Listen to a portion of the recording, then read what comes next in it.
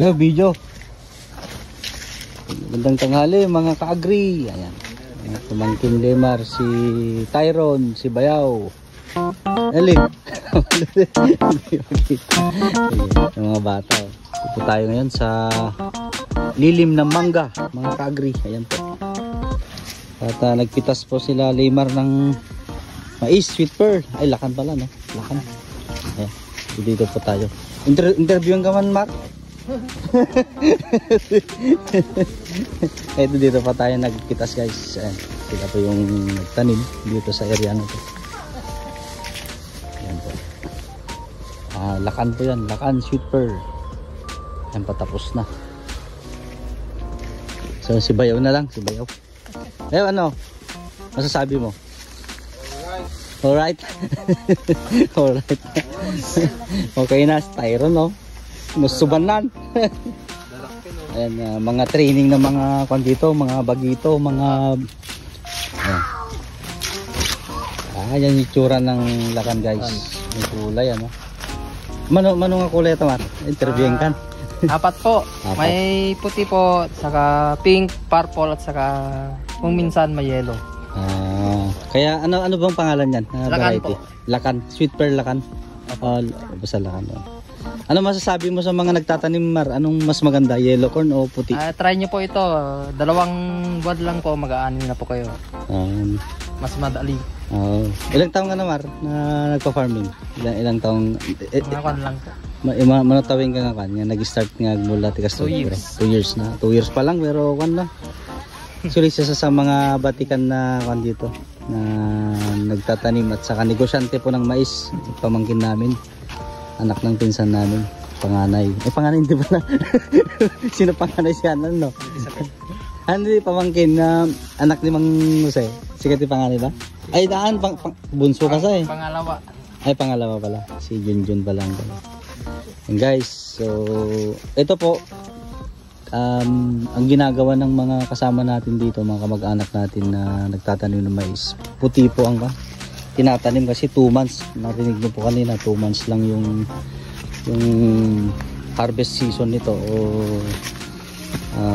tawag dito, yung tagal, maturity ng tanim na to. Dakdakkel di ko talaga niya, tikita tipuraw niya, adayo niya.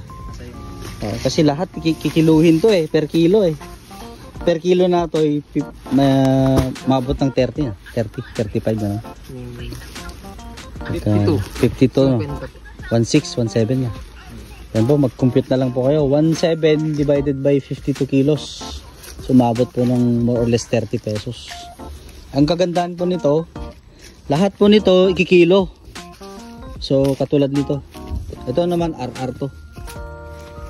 So kikilo lahat yan, balat, pati yung ambuligan sa Ilocano, yung kanya, yung parang ginagamit na panggatong pagka natuyo, yun yung ambuligan sa Ilocano. So isipin nyo na lang po, pag sa yellow corn kasi yung butil lang ang kinikilo, kaya mas malaki po ang kita sa puti na mais, lakan. Ayan, may kasama na tayo na bagong kon ngayon. Si Bayaw Louie na ang kasama natin na kon dito, katiwala na kasangga.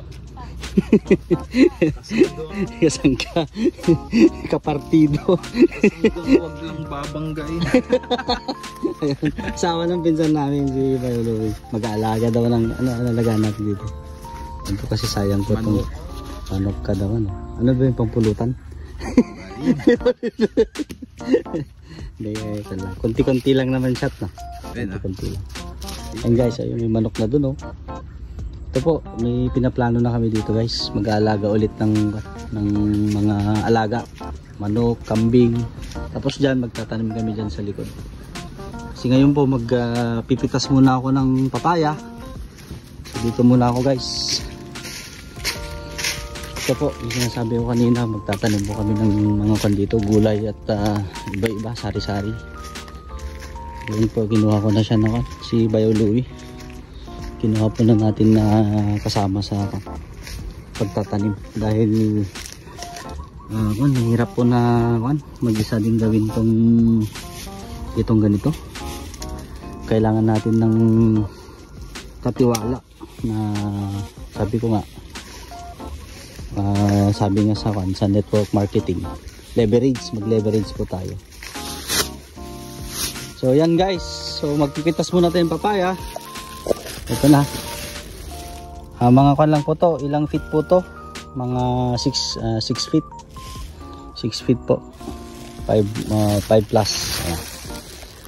Pipitasin na natin to, pang atsara po. May nag-order po na atsara sa Tugigaraw, pang atsara, papaya. Ito. Ayan. Pitasin natin yung pwede.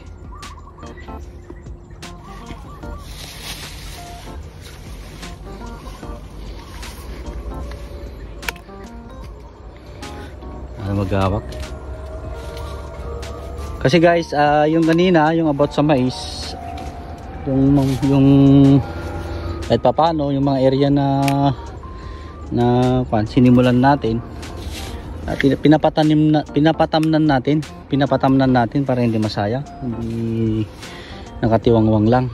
At the same time, kumuha din tayo ng mga kamag-anak na talagang mapagkatiwalaan sa mababait, yung may malasakit sa atin.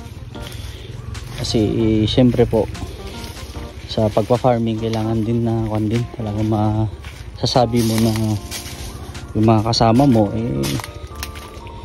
pares kayo ng mindsetting, mga ganun. So guys, mag-harvest na po tayo ng papaya. Yan po, medyo mataas nga lang. Dito muna tayo guys.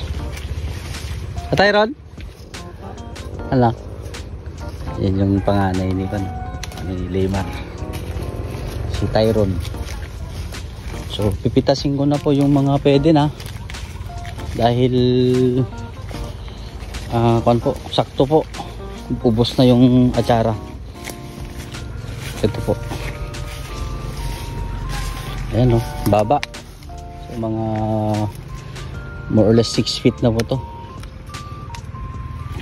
So magtatanim pa tayo ng papaya, dadamihan pa natin. Nag-order na po ako, darating po sa Biyernes. So guys, at dun muna, mag-harvest po muna ako. Don, ingat-ingat ka dyan, baka daulig ta.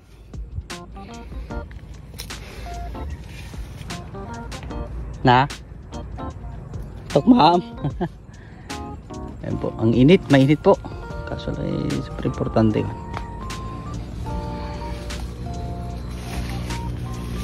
So, ano?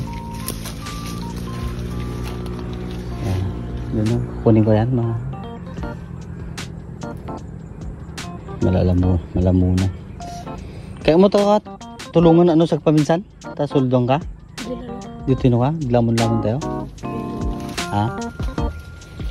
Sige po, dito muna. At magpitas po muna ako kasi hindi ko kaya na magpitas na hawak ko yung cellphone. God bless po, mabawit ka lahat mga kagris. See you po sa ating video.